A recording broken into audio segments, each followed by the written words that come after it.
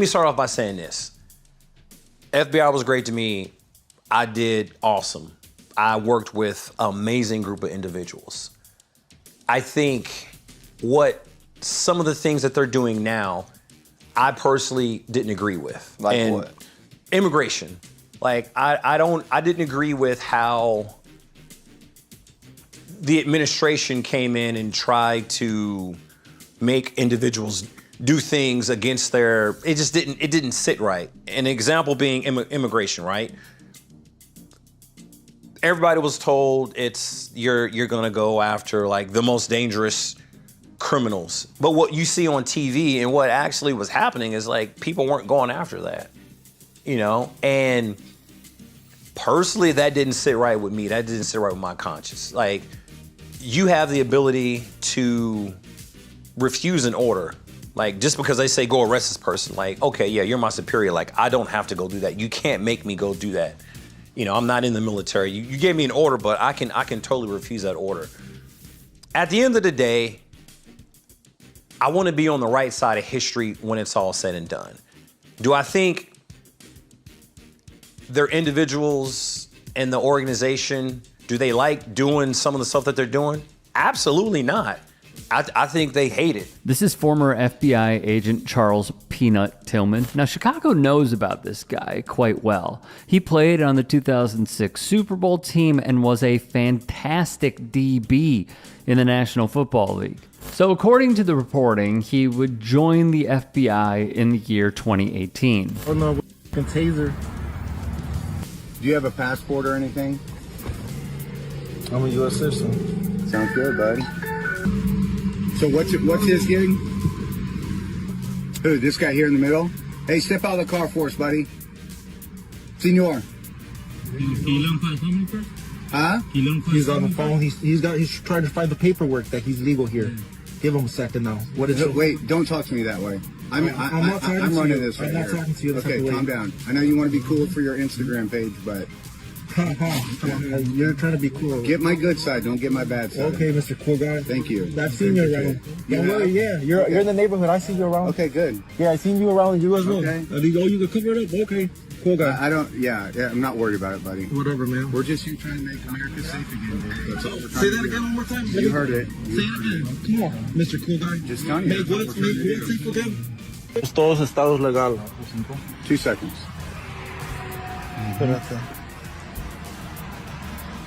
All right, we're going to ask him to get out of the car, and he needs to get out right now. We're not going to ask again, or we're going to take him out of the car. We're all good. We're not talking to you. We're talking to him. You have no choice. And clearly he despised what he has seen with the current administration. When I say that you are the least qualified FBI director in the history of the FBI, that is real, because you are the only one that never even served with the FBI prior to joining. Yet we are supposed to believe that That's you are false. the greatest thing since sliced bread. I didn't ask you a question. I know that multiple colleagues on this side of the aisle have faced death threats. In fact, somebody tried to kill one of my colleagues. And frankly, I don't know if this FBI or under your leadership, if those people would have been caught.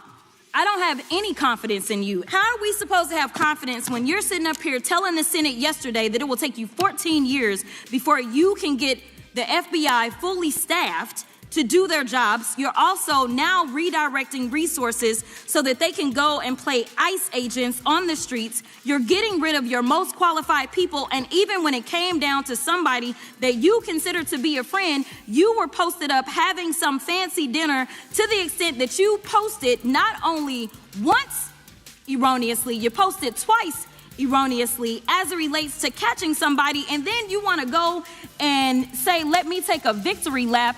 Because honestly, if it wasn't for parents deciding that they were going to turn in their child, it seems like y'all wouldn't have got there. The day after all of this took place, there was domestic terrorism that was taking place at HBCUs. They were targeted.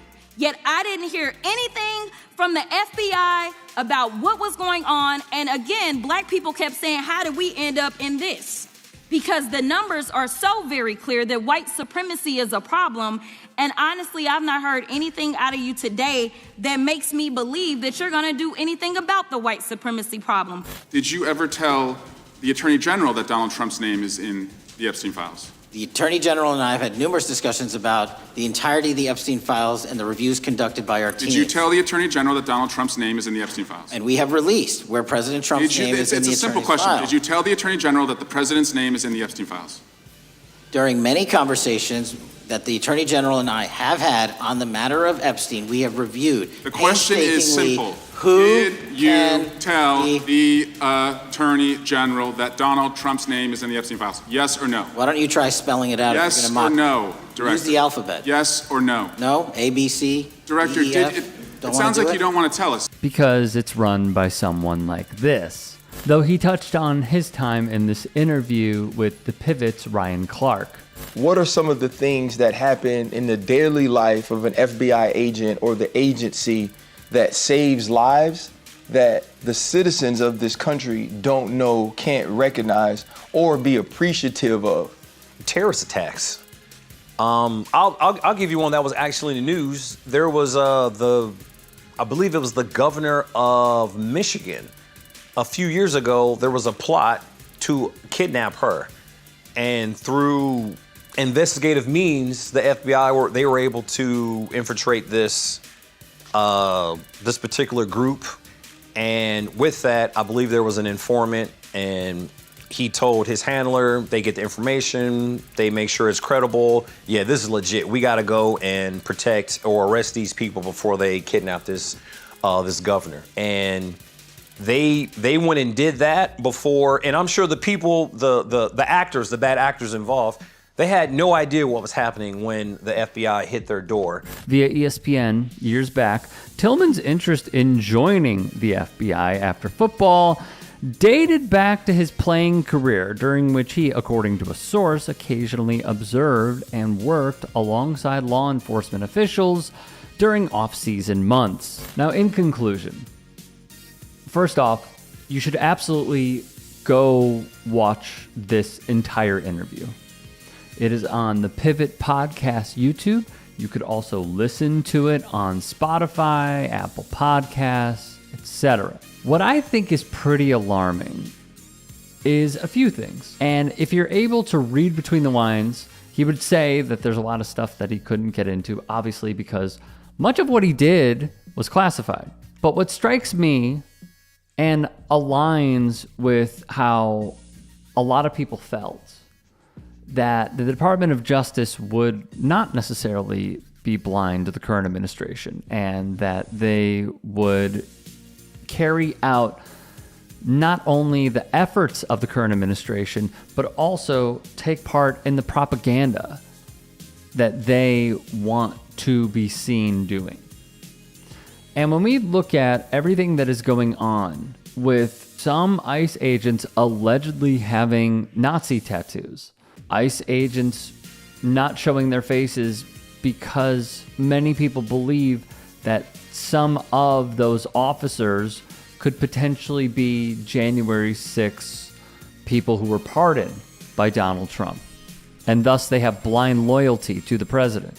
And then seeing FBI Director Kash Patel dodge questions over and over again about the current president being in the Epstein files, not giving a number, and really just dancing around the question over and over. It is not at all surprising that someone like Charles Peanut Tillman, who is a Walter Payton Man of the Year award, who has done a ton of charity work in Chicago, who is known for being a gracious individual, not only a good football player, but a kind human being, it's not the least bit surprising that he would basically resign, is how I interpret it. And he also said that he's lucky because he earned millions of dollars in his career, and he was able to quit if he wanted to, and a lot of people can't say that, and they're not able to leave their posts. And another thing that really struck me is that he said a lot of the FBI agents don't want to do this. A lot of them probably are not in favor of this. And it's a double-edged sword, right? Like, does it benefit the populace to have folks who don't want to go along with it, but are there to potentially break ranks? Or is it best for them to say, F this, I don't want to do it, and they get up and leave? Because I think the Trump administration is really depending on both.